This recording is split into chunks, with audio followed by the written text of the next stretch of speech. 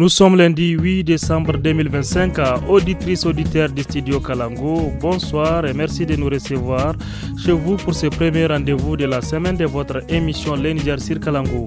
À la présentation, je suis Tarnan Fouda Ahmed. Avec moi ce soir, Adama Dawaki, la dame de fer. Bonsoir Adama, comment ça va? Bonsoir Tarnan, je vais bien. Super alors. Et nous faisons un coucou à notre équipe du jour qui nous accompagne. Il s'agit de Issa Lawali à la technique et Moussa Hassan à l'édition.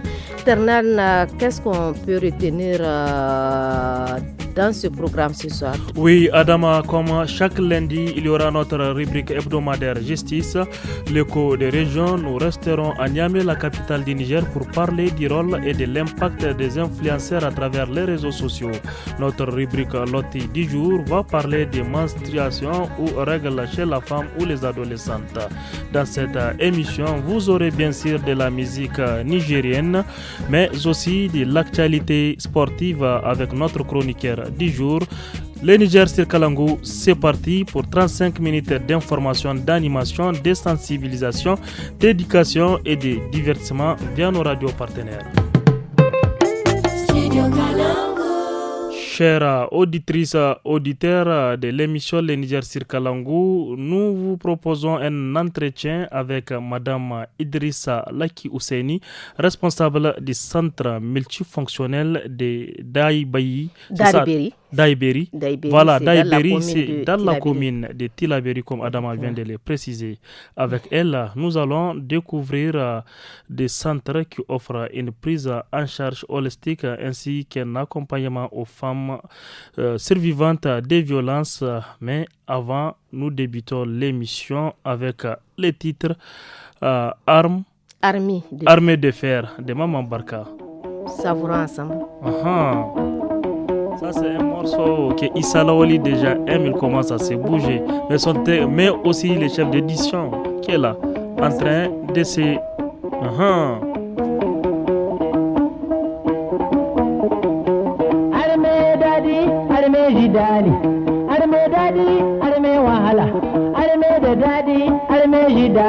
Allah ka bani mace ta kirki.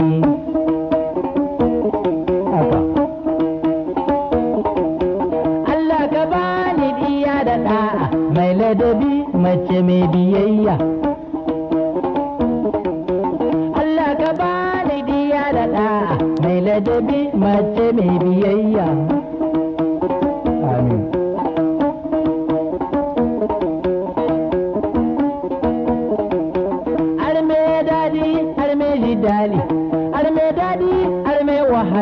Arme da dadi arme jidali Allah ka bani mace ta kirki.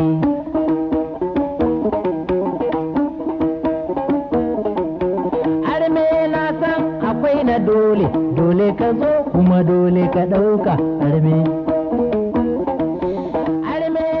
Eh oui, Ternan, armée de feu, Maman Barka de son vivant interprété des morceaux traditionnels mais aussi des chansons personnelles évoquant des thèmes contemporains et engagés comme le Niger, mon beau pays, le problème du loyer, la liberté de presse ou le mariage. Oui, justement, Adama, c'est pourquoi nous avons choisi pour vous, chers auditeurs, ce titre Armée, qui veut dire le mariage en langue Hausa. Dans cette chanson originale, le compositeur présente les deux facettes de l'amour, à savoir l'amour sincère et l'amour artificiel. Mais comme Moussa Hassan me l'a dit tout à l'heure, l'amour est sincère. Et je crois qu'il est sincère aussi.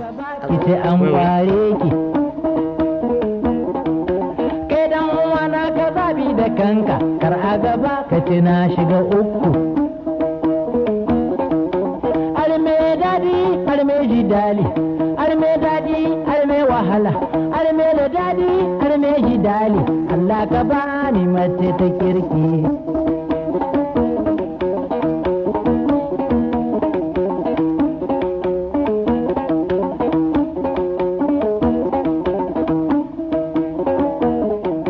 Da wani arman gara a watsi, arman da ba hujja ba dalili.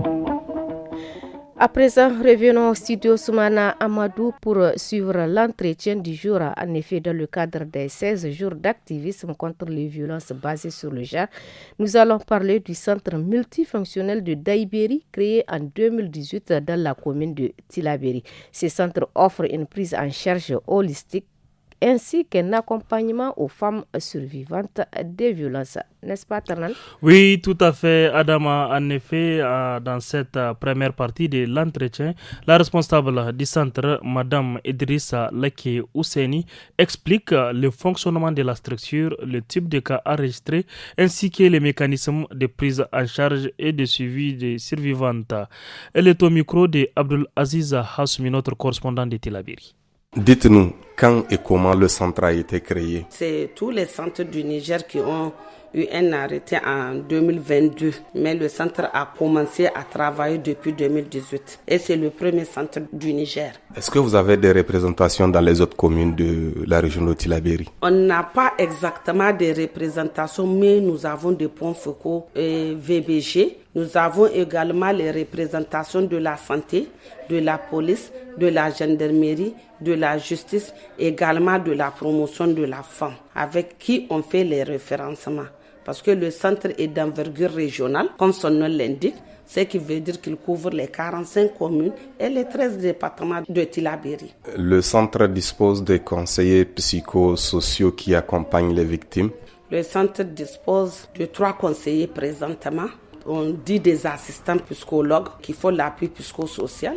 Nous avons aussi des conseillers juridiques. On a un assistant juridique. Nous avons également la santé, une sage-femme et 2 infirmières.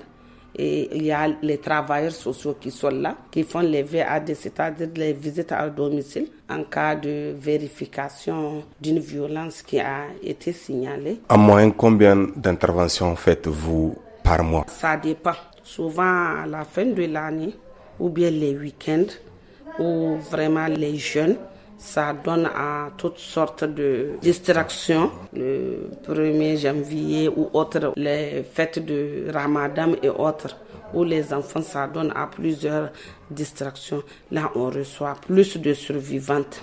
Mais ici, on peut dire la moyenne tourne autour de 20. Quel est le nombre approximatif des survivantes accompagnées depuis l'ouverture du centre? Jusqu'à la fin du mois de septembre, j'ai fait un rapport. Et en tout cas, cette année, on a eu, à partir de la fin du mois de septembre, 149 cas, dont 28 cas de viol. Et si on prend les survivantes, sont âgées de moins de 24 ans, les viols et autres. Donc la tendance, elle est très flagrante. On est en train de faire une analyse pour comprendre en fait pourquoi les viols et les agressions sexuelles se multiplient, surtout ces derniers temps. Est-ce que les survivantes sont entièrement prises en charge dans ce centre?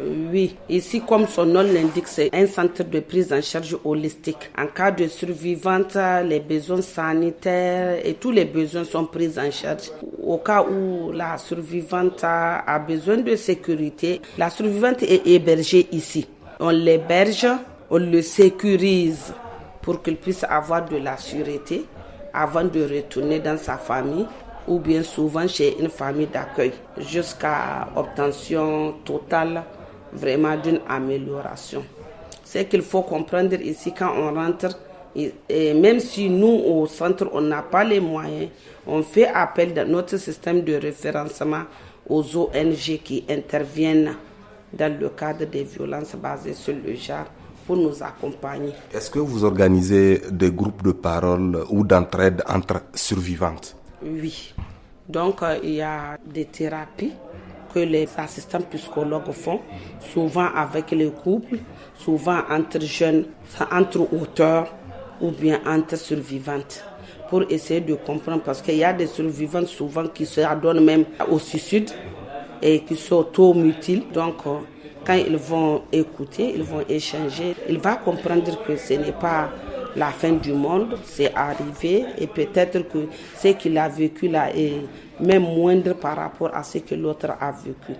d'où leur nom de survivante. Il faut beaucoup de force et de courage, et donc il faut en parler. Vous avez dit qu'il y a certaines victimes qui se suicident. Dans ce sens, est-ce qu'il y a-t-il un suivi à long terme après la sortie du centre? Il y a un suivi, parce que souvent ça dépend de la cause ou du facteur aggravant et de l'environnement social de la personne. Souvent, il y en a qui sont victimes, c'est elles qui vont par pauvreté. Vous voyez, il faut qu'on agisse sur la pauvreté de son environnement et de la survivante elle-même.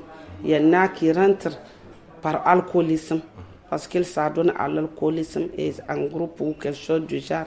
Il y aura des suivis à long terme. L'année passée, on a eu 13 survivantes qui ont eu un accompagnement de vie de cœur qui les a appuyés selon leurs besoins. Avant de poursuivre l'entretien du jour, Tarnan, nous allons encore souffler en musique, mais cette fois-ci avec le guitariste Bibi Ahmed qui va nous chanter Akaline. Et c'est un tamashek. Oui, Akaline. Akaline. Mon pays, si tu veux ma ville. Mon pays, Akaline, Akaline al-Khair. Mon pays, pays de la paix. Ouais. Là, c'est bien.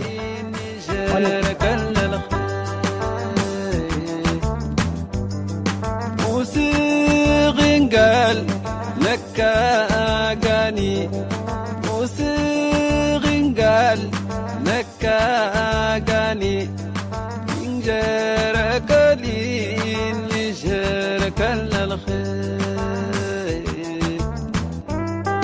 نجرك لي نجرك للخير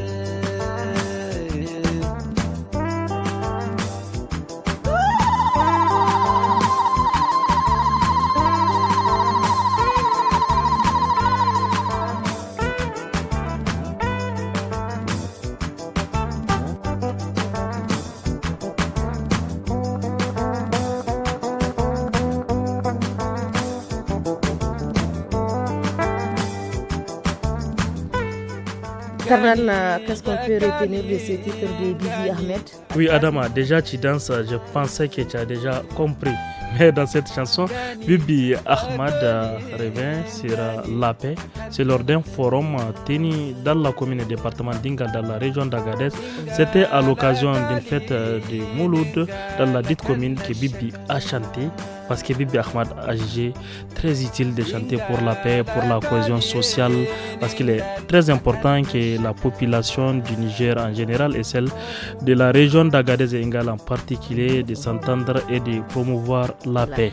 Akalin, Akalin al-Khair, et Zelir Saïge Bibi Ahmed, Adama Massa Ortsana, Bibi Ahmed Dawidina Aimos, Chamor, Staranfel, Al-Khair, Felen, Enmanna Kantemate, Igrinsan al-Khair, Archakal al-Maqsoud, Inkafel Starfellas. J'espère que tu as bien saisi. Et la paix durable pour le Niger. Oui, tout à fait.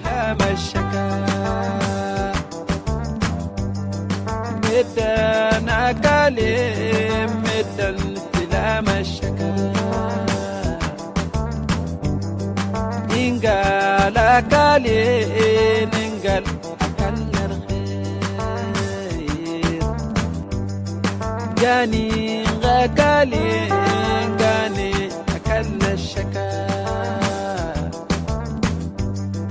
Osaringal lekke gani Osaringal Osagani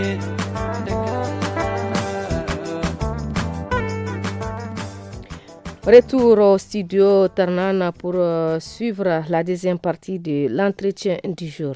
Oui, Adama, dans cette partie, la responsable du centre multifonctionnel de Daïbéri, Madame Idrissa Laki Ouseni, évoque les principales difficultés auxquelles le centre est confronté, notamment en matière de ressources, ainsi que la procédure permettant aux survivantes de porter plainte et dénoncer les violences subies. On l'écoute toujours au micro de Abdul Aziz Hassoumi.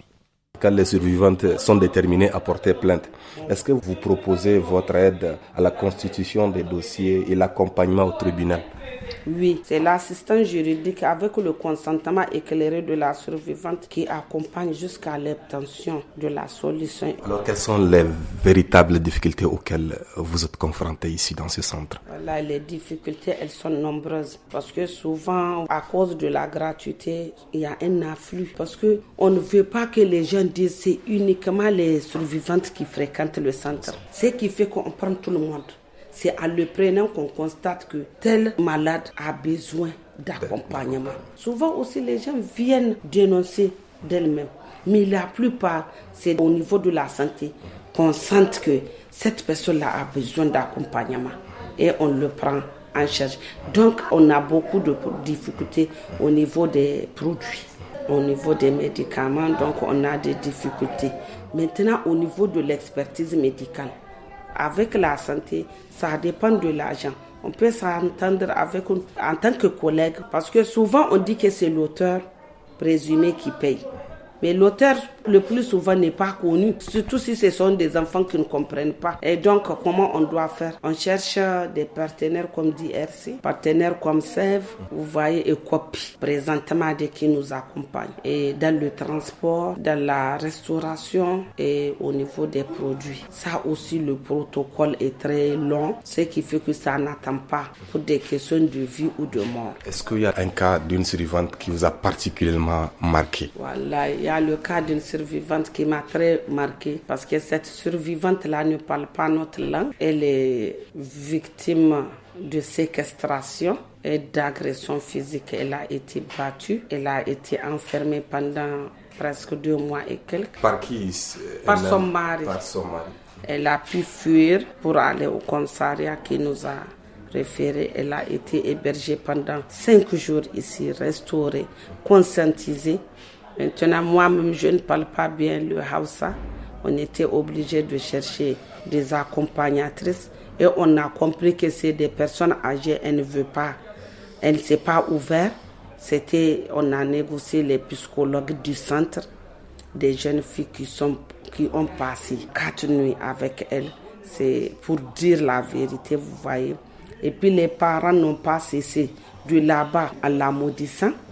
Parce qu'elle n'est pas restée dans le mariage. Pour les parents, c'est une honte. Parce que chaque fois, le mari ment, il ne dit pas la vérité. On a suivi tout le processus, on l'a traité. Actuellement, de temps à autre, elle m'appelle. On a fait vraiment un travail très formidable parce que tout le monde a collaboré. Et le gars était revenu à des meilleurs sentiments. Qu'est-ce que vous avez à dire à la population, aux partenaires, au gouvernement? Ce que j'ai comme appel, c'est le signalement. Quand vous voyez un cas de violence basé sur le genre, une femme peut être violentée parce qu'elle est femme, ou bien une personne handicapée parce qu'elle est handicapée, ou bien quelqu'un d'une confession autre, ou parce qu'il est de telle minorité, n'attendez pas. Essayez de sauver d'abord et d'empêcher l'agression. Seule la dénonciation et le signalement permettent de sauver de vies.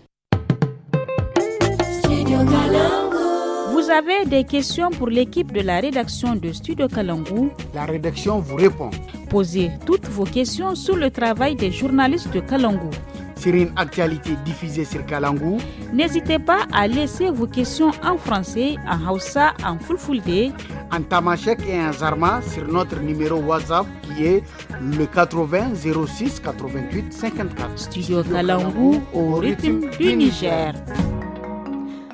Place à présent la rubrique hebdomadaire justice de ce lundi. Ternan, nous allons aborder la question du SMIC, le salaire minimum interprofessionnel garanti, récemment révalorisé au Niger, n'est-ce pas? Oui, Adama, ces salaires, comme tu viens de les définir, minimum interprofessionnel garanti, a été rehaussé le 22 octobre 2025. Et c'est par rapport à ça que le juriste Maman Bachir est revenu sur cette situation salariale qui relie l'employeur et son salarié. Et cette fois-ci, il a mis l'accent surtout sur ce qui concerne les auxiliaires qui sont rémunérés et qui ont vu leur rémunération rehaussée, surtout les SMIC par le gouvernement du pays. On l'écoute avec Anissé Karim. Oui.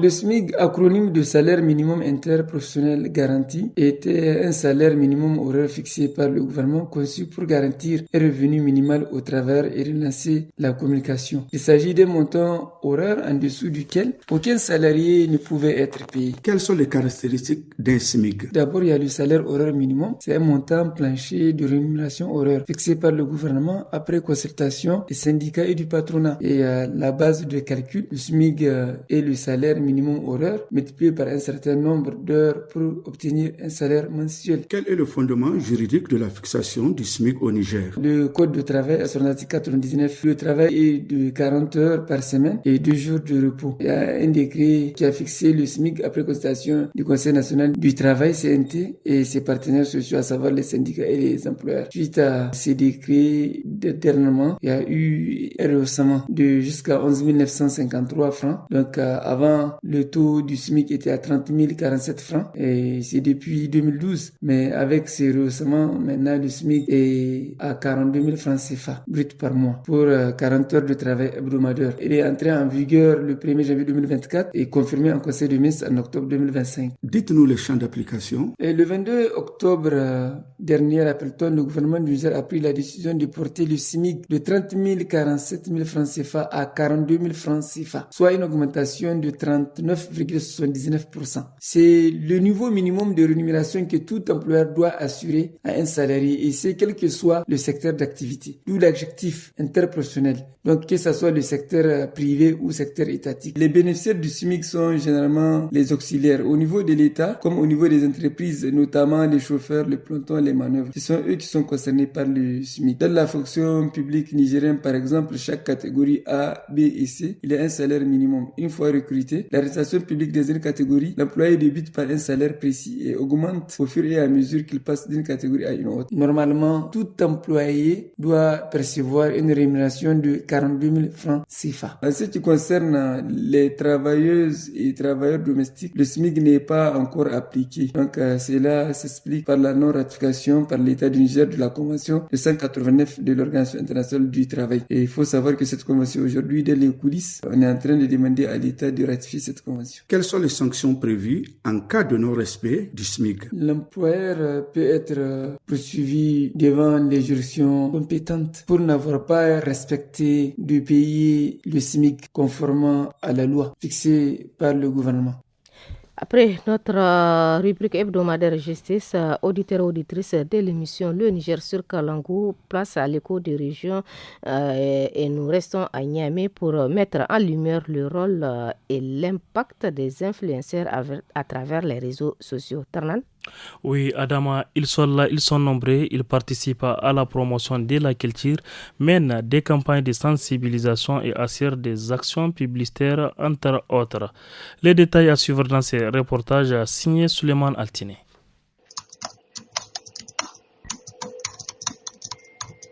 Actifs sur des plateformes comme Instagram, TikTok, Facebook ou YouTube, les influenceurs nigériens captivent des audiences croissantes et diversifiées à travers du contenu sous différents formats. Je suis Kalia Gourou et aujourd'hui nous allons parler... Lalla Mariama, consultante en marketing digital, nous éclaire sur la définition d'un influenceur. Un influenceur, c'est quelqu'un qui a la capacité d'influencer les décisions d'un public bien précis, leur comportement ou leurs opinions sur les réseaux sociaux, à travers des contenus tels que des photos, des vidéos, des articles ou autres. Un influenceur influence sa communauté. Ceux qui ne te suivent pas ne sont pas dans ta communauté. Au Niger, les internautes apprécient différemment l'existence des influenceurs, leur rôle et leurs impacts dans la société. Politiquement, il y a des gens qui influencent quand ils font des trucs. Le gouvernement prend ça en charge. C'est vrai, la plupart s'autoproclament des influenceurs, mais ils ne le sont pas. Vu la comparaison avec les autres pays, sincèrement, ça reste à faire. Mais il y a quelques têtes, ils font du bon boulot, ils ont vraiment de l'impact, ils aident les gens et ils amènent aussi d'autres personnes à aider certaines personnes qui sont dans le besoin. Le Niger n'est pas éligible pour générer des revenus directement via les plateformes. Néanmoins, certains créateurs monétisent leur contenu grâce à des collaborations. Ibrahim Hamidou et Kalia Gourou en sont des exemples. Dames et messieurs, c'est mon jour de chance de rencontrer. Moi, je suis quelqu'un qui fait des contenus en vidéo, mais Facebook ou TikTok ne me paye pas directement. Mais à travers mes activités, à travers mes contenus, j'arrive à avoir des placements de produits, des partenariats qui me permettent quand même de gagner beaucoup d'argent. Minimum, j'ai un 400 000 voire 600 000 par mois que je gagne. Moi, je crée surtout du contenu autour du développement personnel, de l'humour aussi. J'arrive à gagner à travers des collaborations avec des marques locales, des internationales aussi. La création de contenu sponsorisé par moment grâce à mon influence. Je propose des prestations d'animation, de modération d'événements et du coaching, de la communication digitale. Cependant, l'activité publicitaire des influenceurs se poursuit en l'absence d'une réglementation proprement dite, souligne Garba Ousmane, secrétaire général du Conseil supérieur de la communication d'ISSU. Malheureusement, la réglementation ne concerne que la presse écrite, la radio, la télévision, les sites web et la presse en ligne. Les influenceurs, généralement, ils interviennent sur les réseaux sociaux et au Niger. Jusqu'à aujourd'hui, on n'a pas une réglementation claire des réseaux sociaux. Du coup, le régulateur ne peut pas intervenir au niveau des réseaux sociaux. Dans un pays où les réseaux sociaux sont présents, les influenceurs nigériens ont le droit de façonner les opinions et les comportements. Seulement avec ce pouvoir viennent de grandes responsabilités, celle de respecter les règles et les valeurs de la société nigérienne.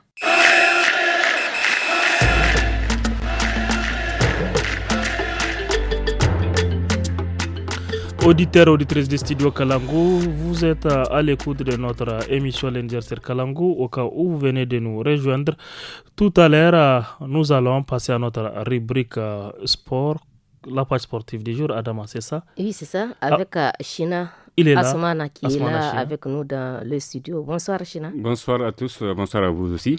Voilà Asmana, notre chroniqueur du jour. Aujourd'hui, tu es très très motivé. Je l'ai dit à nos auditeurs. Alors Asmana, aujourd'hui on va parler de quoi? Et voilà, dans la page des sports de ce lundi, nous faisons un zoom sur la pétanque. Nous allons donc consacrer cette page à ce sport qui séduit de plus en plus d'adeptes à Maradi. Chaque après-midi, des dizaines de joueurs, jeunes et adultes, se retrouvent sur différents terrains de la ville pour pratiquer ce sport de précision qui gagne en popularité. Entre passion, apprentissage et ambition, la discipline connaît un véritable engouement. Nous découvrons la pétanque dans ce reportage de Mohamed Maman.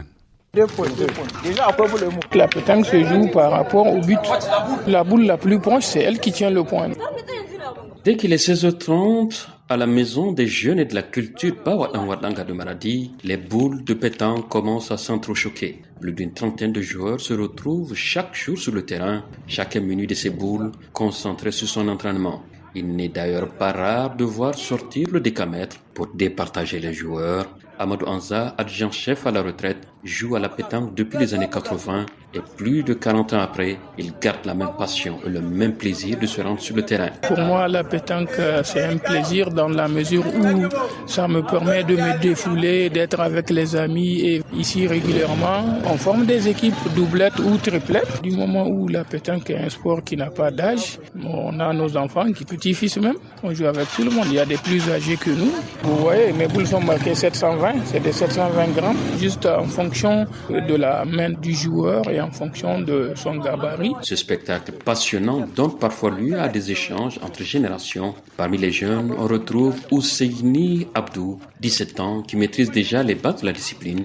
Il raconte d'où lui vient sa passion pour la pétanque. 2022. Je joue à la pétanque depuis 2022, alors que je n'avais que 14 ans, dans le quartier Ali Ansofo. Devant notre maison, les gens jouaient tous les jours et à force de les regarder, j'ai fini par me lancer moi aussi. Aujourd'hui, je fais partie de l'équipe qui s'entraîne au gouvernorat. Je rêve de jouer à la pétanque comme on la pratique en Europe. C'est pour cela que je viens m'entraîner chaque jour à partir de 16 heures pour progresser. À Maradi, la pétanque se pratique un peu partout. Certains joueurs se regroupent notamment à côté du gouvernorat où les parties se poursuivent souvent tard dans la nuit. Pour Amadou Lawali, secrétaire général de la Ligue régionale de pétanque, cela contribue à faire rayonner la discipline. Il affirme que Maradi fait partie des régions où la pétanque évolue positivement. Nous comptons 11 clubs, on a 130 joueurs. On a 23 licences à ce jour. Il y a 54 joueurs qui ont des licences mais qui ne sont pas à jour. Chaque année, Maradi participe au championnat et tout dernièrement, on était parti à Tawa pour le championnat national où vraiment il y a eu une très bonne prestation du côté de Maradi. Nous étions partis avec 5 équipes, puis il y a 3 qui sont venus au 8e de finale. Donc il suffit de gagner leur match pour rentrer dans le carré d'as. Pour l'adjoint-chef Amadou Anza, jouer n'est pas seulement un plaisir, c'est aussi une façon de participer à la professionnalisation de la pétanque au Niger. Il y a nos joueurs qui étaient en workshop, ils ont décroché leur qualification au championnat du monde. Le Niger fait partie maintenant des grandes nations de pétanque. Au mondial prochain de 2026 en Malaisie, le Niger fera partie. La pétanque est en train d'évoluer au Niger. Faire rouler une poule demande adresse, concentration et discipline, des valeurs que la Ligue régionale s'efforce de transmettre aux jeunes afin d'assurer la relève. Et c'est tout pour cette première page sportive de la semaine. Merci de nous avoir prêté une oreille attentive, Adama et Tarnan. Merci également à toi, Asmana China. Merci China, à demain. Passons à l'OTI du jour. Tout à fait, Adama. Aujourd'hui, les lotis évoquent la question des règles chez les femmes. Menstruation, c'est ça, Adama? Les menstruations, bien sûr, elles apparaissent généralement à l'âge de 13 ans chez les filles. Certaines les vivent à 10 ans, d'autres à 17 ans. Selon les adolescentes rencontrées, les premières règles sont souvent source d'inquiétude maternelle. Donc, il est important que les mamans sensibilisent leurs filles à mieux comprendre ce phénomène. On écoute. Sadio! Oui, maman. Qu'est-ce que tu as? Tu es pâle. Et je te trouve préoccupée. Moi? Non. Je suis juste fatiguée. Je ne te crois pas. Tu oublies que je suis celle qui t'a donné la vie. Je te connais donc suffisamment. Qu'est-ce qu'il y a? Maman. Parle, ma petite Sadio. Ne te ferme pas. Tu peux te confier à ta maman. Je ne sais comment t'expliquer. Ce matin, j'ai découvert une tache de sang sous... Je crains de m'être blessée. Je ne sais pas comment.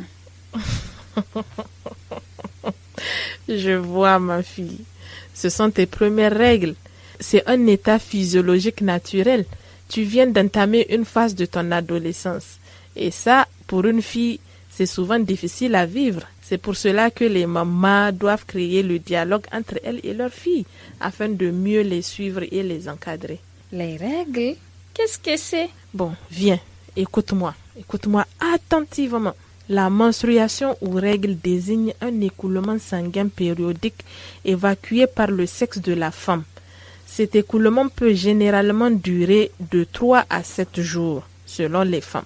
Cela signifie que tu es tout simplement en âge de procréer, c'est-à-dire avoir des enfants, donc mes petits-enfants. Donc tu peux tomber enceinte si tu as des rapports sexuels. Ma fille, c'est un moment délicat à vivre. Pour que tu te sentes bien dans ta peau durant cette période, il est important pour toi de choisir ta protection périodique. Eh Dieu, protection périodique. Il y a beaucoup trop de termes que je ne comprends pas. Mon cerveau va exploser. Attends, s'il te plaît, Sajo. Je vais tout expliquer. C'est mon rôle après tout, ou bien? Oui. La protection périodique, ce sont les différentes protections hygiéniques. Les serviettes hygiéniques sont les moyens les plus utilisés, mais pas forcément les plus agréables. Les protèges slip permettent d'assurer la protection des flux très légers des débuts et de fin de cycle. Les tampons hygiéniques sont très pratiques, surtout pour les filles qui font du sport. Il y a aussi nos serviettes hygiéniques traditionnelles qui se font avec des morceaux de pagne. L'avantage ici, c'est que ça ne coûte rien. Il faut cependant choisir des pagnes propres pour en faire. Ah oui, je vis souvent ma soeur Aïcha en faire. C'est donc ça. Mais maman, j'ai mal au bas-ventre. Oui, ma chérie, ça aussi c'est normal. La prise de certains produits contre les douleurs ou même la pose d'une serviette chaude sur la partie peut aider à soulager l'inconfort. Par contre, si la douleur te cloue au lit ou t'empêche d'aller à l'école, nous devons aller en discuter avec un médecin. Super maman, tu es la meilleure. J'ai tellement eu peur, mais tu viens de dissiper toutes mes craintes et répondre à toutes les questions que je me posais. Excuse-moi ma fille, j'aurais dû en parler avec toi plus tôt, car il est nécessaire d'aborder le sujet des règles avant que votre fille ne soit confrontée à ses premières. Elle sera ainsi préparée et rassurée quant aux nouvelles habitudes qu'elle va devoir adopter. Je suis devenue une grande fille maintenant. Je vais devoir changer de démarche, maman. Hey, attention,